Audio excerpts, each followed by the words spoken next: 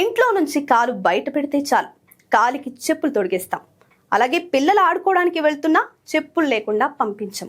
కొందరైతే ఇంట్లో కూడా చెప్పులేసుకొనే తిరుగుతూ ఉంటారు.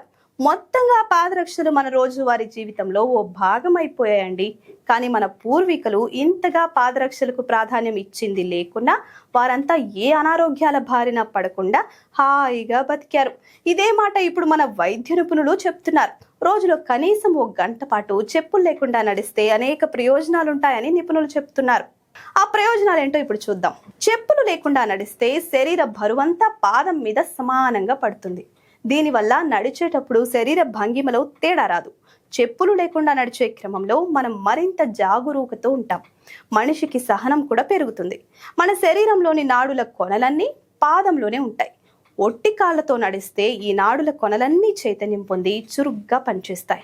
గుండె కొట్టుకునే వేగం, రక్తంలోని చక్కెర స్థాయిలు, మెదడులోని నాడీ కణాల పనితీరు మెరుగుపడతాయి. నిద్ర కూడా బాగా పడుతుంది. చెప్పులు లేకుండా నడిస్తే పాదం పూర్తిగా భూమికి తాకి భూమి అయస్కాంత శక్తి ప్రభావం శరీరం మీద పడి ఆందోళన మరియు డిప్రెషన్ తగ్గుతాయి. శరీరంలో రక్త ప్రసరణ మెరుగుపడటంతో పాటు రక్తం పలుచబడి గుండె జబ్బుల ముప్పు తగ్గుతుంది. హై హీల్స్ ధరించే వారికి వెన్ను మీద పడే ఒత్తిడి కూడా దూరం అవుతుంది. గట్టిగా ఉండే ఉపరితలం కంటే పచ్చని గడ్డి లేదా సముద్ర తీరంలోని మెత్తని ఇసుకపై నడిస్తే మరింత మెరుగైన ఫలితాలు ఉంటాయి. ప్రారంభంలో ఇలా నడవడం కాస్త కష్టంగా అనిపించినా రోజు నడుస్తుంటే కొన్నాళ్ళకి అలవాటు అవుతుంది.